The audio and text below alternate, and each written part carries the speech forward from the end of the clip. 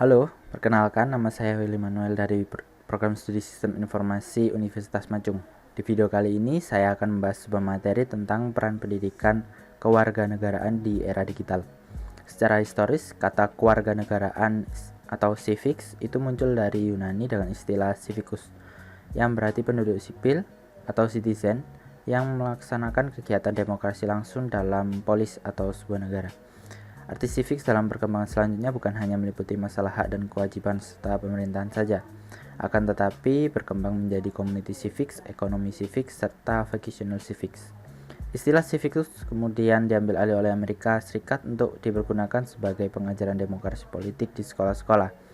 Sebagaimana diketahui, pengetahuan tentang konstitusi di Amerika Serikat mulai sejak tahun 1970, yaitu setelah 14 tahun kemerdekaan negara tersebut di tahun 1776. Bangsa Amerika yang datang dari berbagai bangsa yang berbeda yang berimigrasi ke Amerika Serikat setelah ditemukannya benua Amerika oleh Christopher Columbus pada tahun 1492. Nah, pada saat itu gerakan pendidikan kewarganegaraan ditandai dengan para pelajar harus terlibat dalam bahan pelajaran. Kemudian yang kedua, kegiatan dasar manusia atau basic human activities melandasi bahan pelajaran.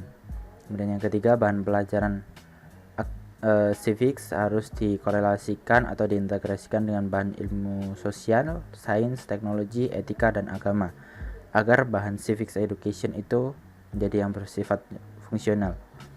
Nah, yang keempat, bahan pelajaran civic education itu harus dapat menumbuhkan cara berpikir kritis, analitis, kreatif agar pelajar dapat melatih cara berpikir, bersikap, dan berbuat sesuai dengan perilaku demokratis. Nah, dengan kata lain, para pelajar akan dilatih dalam menilai berbagai macam masalah sosial, ekonomi, politik secara cerdas dan penuh rasa tanggung jawab, agar propaganda serta agitasi politik yang tidak bernilai dapat dihindarkan. Ekonomi global saat ini yang sedang berada pada titik puncaknya, yang mengalami perubahan besar yang sebanding besarnya dengan munculnya revolusi industri pertama atau perkembangan perakitan produksi atau bahkan penemuan microchip. Kemajuan teknologi memungkinkan terjadinya otomatisasi hampir di semua bidang. Sementara itu, kepemilikan perangkat pintar di berbagai bagian dunia mengarah pada tingkat keterkaitan satu sama lain yang tidak terbayangkan sebelumnya. Di antara berbagai tantangan yang sedang dihadapi dunia saat ini, mungkin yang paling besar adalah di mana membentuk revolusi industri keempat, yaitu bisa disebut industri 4.0, yang dimulai pada permulaan abad ini. Teknologi dan pendekatan baru yang menggabungkan dunia fisik, digital, dan biologi dengan cara fundamental akan mengubah umat manusia. Ada banyak pendapat bahwa sektor kesehatan dan bioteknologi sangat diuntungkan oleh transformasi ini. Nah, itu sedikit tentang kewarganegaraan dan era digital. Kemudian kita masuk ke bagaimana sih peran pendidikan kewarganegaraan di era digital saat ini. Nah, kita harus tahu dua hal yang paling penting yang harus dimiliki, yaitu moral dan pendidikan. Moral dan pendidikan merupakan dua hal yang sebenarnya tidak dapat dipisahkan. Bagaimana jadinya jika dalam suatu negara, generasi mudanya tidak mengenal kedua hal tersebut? Di revolusi industri 4.0 ini kita memang dituntut untuk lebih kreatif, mandiri, dan lebih pintar. Internet, terutama media sosial, merupakan salah satu contoh perkembangan teknologi di era saat ini, dan merupakan suatu hal yang tidak dapat dihindari dan seringkali dapat menjerumuskan masyarakat dalam jurang kesesatan dan ketidakmajuan. Pada masa ini, masyarakat dapat dengan mudah mengakses berita. Semua orang telah memiliki gadget dan dapat digunakan. Mulai dari anak-anak hingga orang dewasa dapat dengan mudah mengakses situs-situs tertentu dan dengan mudah menyebarkan informasi.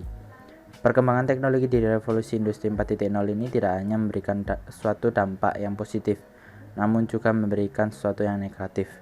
Belakangan ini banyak sekali berita-berita hoax yang tersebar, dan yang menyedihkan lagi adalah kita juga bingung untuk membedakan berita yang benar dan yang hoax. Data Kemenkominfo menyebutkan bahwa di tahun 2017 ada sekitar 800.000 situs Indonesia yang telah terindikasi sebagai penyebar informasi palsu, dan saya yakin jumlah itu akan terus bertambah jika tidak dapat dibendung dan diregulasi dengan baik. Nah, pemerintah telah melakukan berbagai cara untuk menyelesaikan masalah tersebut. Selain hoax, ada juga pornografi. Pornografi juga merupakan masalah moral yang timbul dari dampak negatif revolusi industri 4.0. Nah, sekiranya diperlukan juga dukungan dari masyarakat. Disinilah peran pendidikan sangat penting. Pendidikan bukan berarti selalu matematika, biologi, atau fisika. Pendidikan dapat berupa pendidikan moral atau pendidikan karakter, yaitu kewarganegaraan. Kedua hal tersebut memang cenderung untuk tidak diperhatikan dalam dunia pendidikan saat ini, karena dinilai kurang bermanfaat untuk melawan arus persaingan di masa revolusi industri 4.0. Dalam dunia pendidikan, kebanyakan orang lebih melihat nilai pelajaran daripada moral seseorang. Lebih ingin tahu apakah nilainya bagus atau tidak ketimbang mempedulikan apakah nilai tersebut didapatkan dengan jujur atau tidak. Pola pikir masyarakat yang seperti inilah yang harus diubah. Masyarakat yang berpendidikan dan bermoral akan membangun Indonesia menjadi negara yang lebih baik lagi, dan sehingga masyarakat bisa berpikir lagi dan takut untuk menyebarkan berita-berita hoax, dapat menyaring manakah berita yang salah dan manakah berita yang benar. Nah, disinilah peran tenaga pendidik dan orang tua sangat diperlukan. Tenaga pendidik dan orang tua diharapkan dapat fleksibel menghadapi perkembangan zaman dan tetap mengutamakan pendidikan moral dan karakter. Selain dari internet, televisi juga menjadi masalah dalam pendidikan moral dan karakter suatu generasi penerus bangsa.